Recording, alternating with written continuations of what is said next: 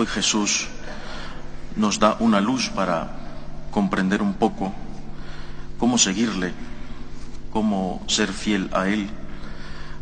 Si habéis escuchado con atención el inicio del Evangelio, es las palabras de Jesús: quien guarda mi palabra no verá la muerte para siempre. Yo creo que esto nos recuerda muchísimo a cómo tendríamos nosotros que cumplir la voluntad de Dios. Cumplir la palabra de Dios es cumplir su voluntad. Por ejemplo, se me viene a la mente San Francisco de Asís. San Francisco de Asís decía que había que cumplir el Evangelio sin glosa, sin interpretación, sin añadidos, ¿no? Jesús nos manda que vayamos de dos en dos, sin bolsa, sin talega, sin nada. Así hay que ir. El Señor nos quiere pobre y Él toma al pie de la letra aquellas palabras de Dios. Sin embargo, Jesús no nos va a pedir a todos lo mismo. A San Francisco le dio un carisma concreto, fue este.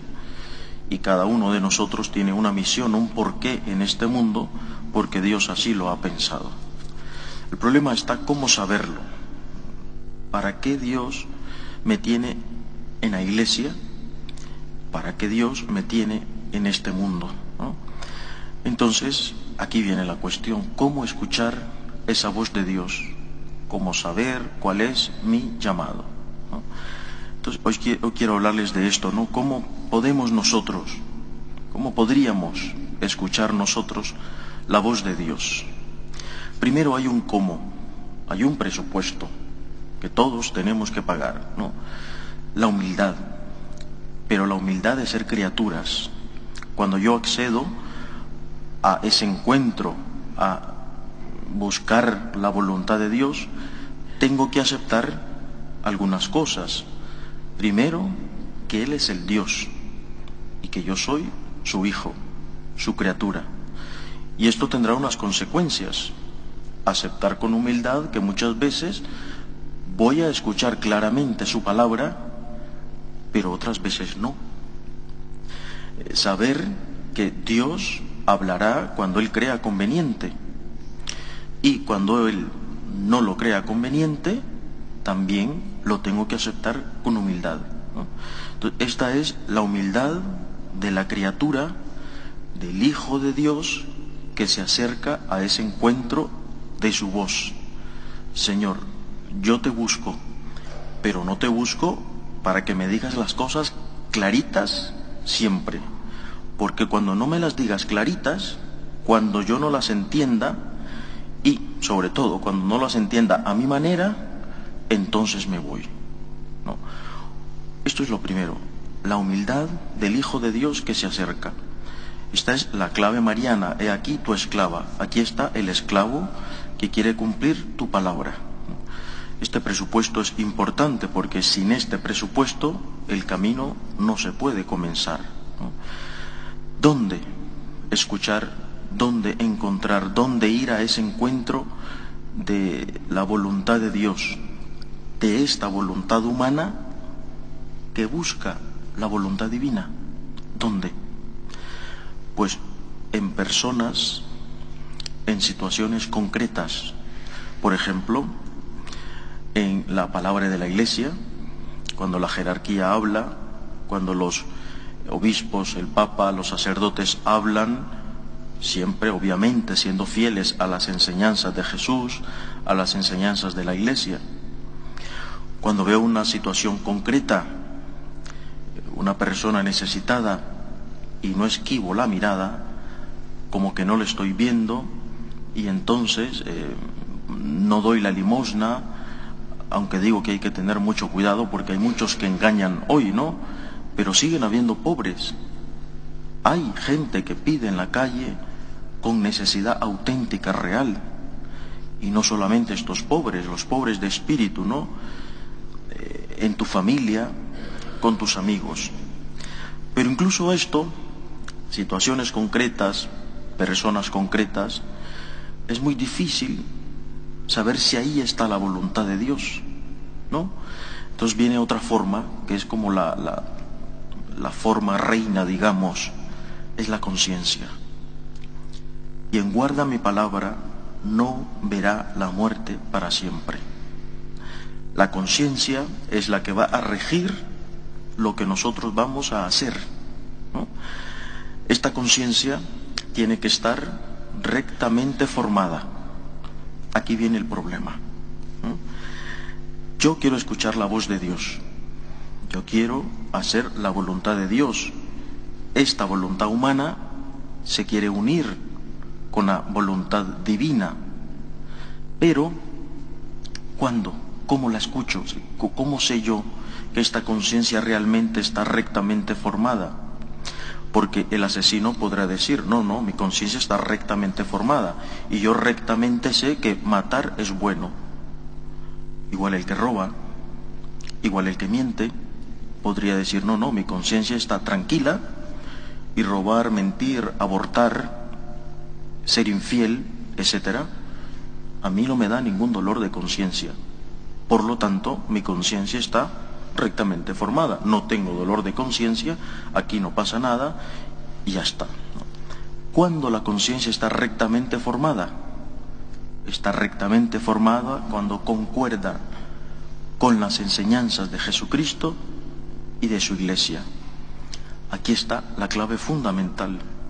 Señor, yo quiero seguir tus huellas, quiero escuchar tu voz y quiero que mi conciencia además sea fiel a tu voz, que mis actos sean fieles a lo que tú internamente me estás diciendo y que eso que me estás diciendo, aunque muchas veces me deje intranquilo, yo sé que estoy cumpliendo tu voluntad. Por ejemplo, el Señor muchas veces te va a pedir cosas incómodas, te quedas intranquilo, pero sé que lo estoy haciendo porque Dios me lo está pidiendo. Y aquí viene el otro punto, ¿no? El otro riesgo, porque hasta aquí podría ser todo teoría. ¿Cómo llevar a la práctica esto? Primero, al inicio, esa voz de Dios vas a escucharla como quien sintoniza una radio mal sintonizada y escuchas ruido, ¿no?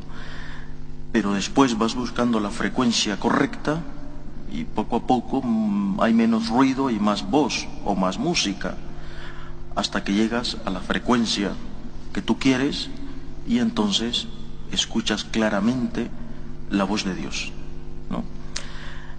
Es decir, amigos, ser fieles a la conciencia, ser fieles a la palabra de Dios, requiere de muchísima práctica, requiere de cuestión de ponerse a ello todos los días. Esto es el centro de la santidad. La santidad es hacer la voluntad de Dios en mi vida. Y si esto no está presente desde el inicio del camino para aquellos que quieren ser santos, lo demás va a estar enturbiado, ¿no? Voy a hacer cosas buenas, pero Dios quiere que yo haga eso, porque una cosa buena para otro a lo mejor no lo es para ti, porque el Señor le está pidiendo una cosa buena a este, pero a ti te pedirá otra cosa que a lo mejor no es bueno para ti, ¿no? Al marido, a la esposa se le pide que use correctamente, según el don divino, la sexualidad dentro del matrimonio. Por ejemplo, que sean fieles, que se amen castamente, que se amen dentro de la sexualidad ordenada como Dios lo ha mandado. En cambio, el sacerdote se tendrá que reservar, pues, con el celibato, ¿no? O sea, lo que es bueno para el matrimonio no será bueno para el sacerdote, ¿no? Siendo así, la sexualidad buena es para ambos. Pongo un ejemplo para que entendáis. Por lo tanto, ¿qué es lo importante? Señor, yo quiero hacer tu voluntad. Por último, los frutos de seguir la conciencia, la voz de la conciencia. El gran fruto siempre es la paz. la tranquilidad que hay dentro de ti. Pero aquí puede haber también una perspectiva egoísta. Yo hago esto para quedarme tranquilo yo, y entonces dejo tranquila mi conciencia y ya está. Hay dos tipos de paz. La paz personal, que es esta, por haber cumplido lo correcto, pero cuando el Señor te pide cosas que te son incómodas, a lo mejor no te queda una paz a ti, pero le queda la paz a Dios. Es decir, mi paz y tu paz. Señor, yo he cumplido esto y no lo entiendo por qué me lo estás pidiendo, pero si a ti te viene bien, entonces me alegro porque tú tienes paz, porque yo he cumplido esto. Esto es, queridos hermanos, lo que yo creo que el Señor nos dice hoy. El que cumple mi palabra a través de todas estas circunstancias, de personas, situaciones, a través de la voz de la conciencia, no verá la muerte, para que no nos pase ¿qué? Lo que dice el Evangelio. Cuando yo rehuyo de escuchar mi conciencia, cuando la quiero apagar, dice el Evangelio de hoy, cogieron piedras para tirárselas, pero Jesús se escondió y salió del templo. Cuando yo no busco la voluntad de Dios, cuando busco solo mi voluntad, le estoy tirando piedras a Jesús. Y el pobre Jesús tiene que salir corriendo a esconderse. Pues pidámosle la gracia al Señor de ser fiel a lo que Él nos está pidiendo, sobre todo en un mundo donde hoy nadie se plantea seguir la voluntad de Dios, o prácticamente nadie. Que el Señor nos bendiga. Nos ponemos de pie.